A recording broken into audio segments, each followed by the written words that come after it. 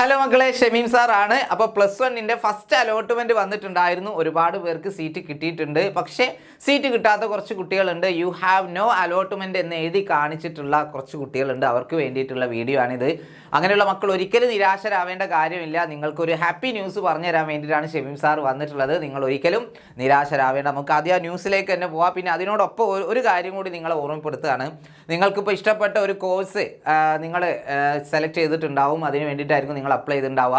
ആ കോഴ്സിൽ നിന്ന് നിങ്ങൾ എന്ത് ചെയ്യരുത്, പിന്തിരിയാൻ വേണ്ടി പാടില്ല. നിങ്ങൾക്ക് ഇഷ്ടപ്പെട്ട കോഴ്സ് ഏതാണോ അത് തന്നെയാണ് നിങ്ങൾ പഠിക്കേണ്ടത്. സെക്കൻഡ് അലോട്ട്മെൻറ്റിൽ തീർച്ചയായിട്ടും നിങ്ങൾക്ക് ആ കോഴ്സിന് തന്നെ സീറ്റ് കിട്ടും. Okay, yes. അപ്പോൾ ഇനി നമുക്ക് നമ്മുടെ കാര്യത്തിലേക്ക് വരാം. ഇത് ചുമ്മാ നിങ്ങളെ സന്തോഷിപ്പിക്കാൻ വേണ്ടി പറയുന്ന കണക്കല്ല. നമ്മുടെ hscap.kerala.gov.in എന്ന സൈറ്റിലൂടെ ഗവൺമെൻറ് തന്നെ പുറത്തു വിട്ടിട്ടുള്ള കണക്കാണ്. അപ്പോൾ എല്ലാവരും ഈ കണക്ക് ശ്രദ്ധിച്ചാൽ നിങ്ങൾക്ക് മനസ്സിലാവും നിങ്ങൾക്ക് സീറ്റ് കിട്ടും എന്നുള്ള കാര്യം. നമുക്ക് നോക്കാം. ഫസ്റ്റ് അലോട്ട്മെൻറ്റ് സ്റ്റാറ്റിസ്റ്റിക്സ് ആണ് ഈ ഒരു ടാബിളുള്ളത്.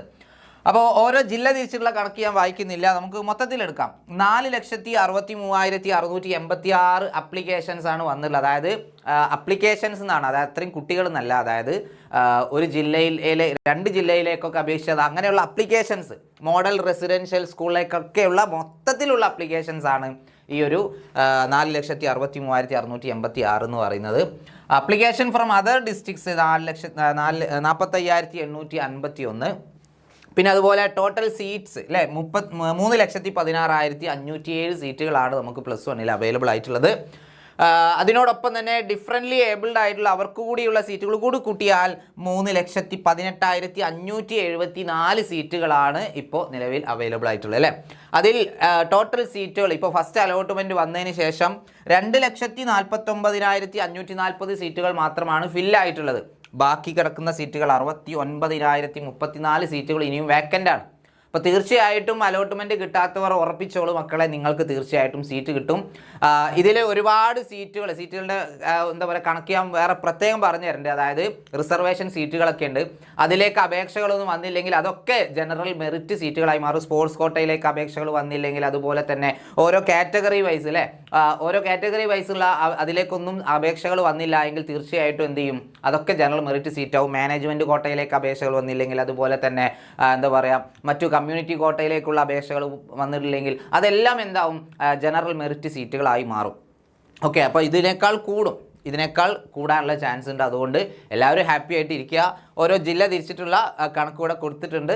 അപ്പോൾ തീർച്ചയായിട്ടും എന്ത് ചെയ്യുക, ഹാപ്പി ആയിട്ട് ഇരിക്കുക. നിങ്ങൾക്ക് എല്ലാവർക്കും എന്ത് ചെയ്യാൻ പറ്റട്ടെ, ഇഷ്ടമുള്ള ആ കോഴ്സ് തന്നെ കിട്ടട്ടെ. സീറ്റുകൾ ഇനിയും ഒരുപാട് വേക്കൻ്റ് ആണ്. അപ്പോൾ സെക്കൻഡ് അലോട്ട്മെൻറ്റിന് വേണ്ടിയിട്ട് വെയിറ്റ് ചെയ്യുക. നിങ്ങൾക്ക് സയൻസ് ആണ് എടുക്കാൻ ആഗ്രഹമെങ്കിൽ തീർച്ചയായിട്ടും താഴെ കാണുന്ന നമ്പറിൽ കോൺടാക്ട് ചെയ്യുക. നമ്മുടെ അഗ്നി ബാച്ചിലൂടെ നമുക്ക് ലൈവായിട്ട് തന്നെ പഠിക്കാം. നിങ്ങൾ ഫസ്റ്റ് അലോട്ട്മെൻറ്റ് കിട്ടിയില്ല എന്ന് കരുതി നിങ്ങൾക്ക് സയൻസിൽ പഠിക്കാൻ മിടുക്കാരല്ല എന്ന് പറയാൻ വേണ്ടി പറ്റില്ല. കാരണം ഈ സീറ്റിൽ കിട്ടാത്ത കുട്ടികൾ കൂടുതൽ മിക്കവാറും CBSE കുട്ടികളായിരിക്കും കൂടുതൽ ഉണ്ടാവുക. കാരണം അവർക്ക് എന്താ പറയുക ബോണസ് പോയിൻറ്റ് 3 പോയിൻറ്റോളം കുറവാണ്.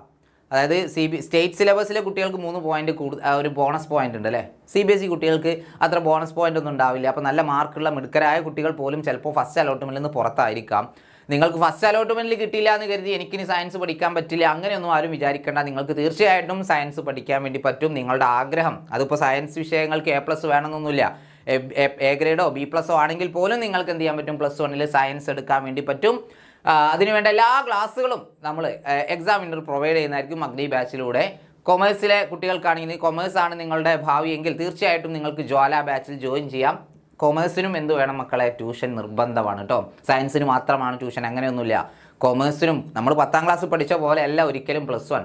10ാം ക്ലാസ്സിൽ നമ്മൾ പഠിച്ചതിൻ്റെ ഒരു 4 ഇരട്ടി നമ്മൾ +1 കൊമേഴ്സ് ആണെങ്കിലും ഹ്യൂമാനിറ്റീസ് ആണെങ്കിലും നമ്മൾ എഫേർട്ട് ഇടണം. എങ്കിൽ മാത്രമേ നമുക്ക് നല്ലൊരു വിജയം നേടാൻ വേണ്ടി കഴിയുള്ളൂ.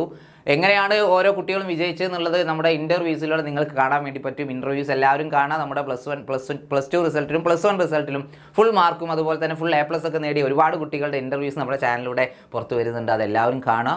അപ്പോൾ എല്ലാവർക്കും ഓൾ ദി ബെസ്റ്റ്. സെക്കൻഡ് അലോട്ടിൽ നിങ്ങൾക്ക് എല്ലാവർക്കും സീറ്റ് കിട്ടട്ടെ എന്ന് ആശംസിക്കുന്നു. അപ്പോൾ വീണ്ടും കാണാം. അതുവരെ ടാറ്റ, ബൈ ബൈ.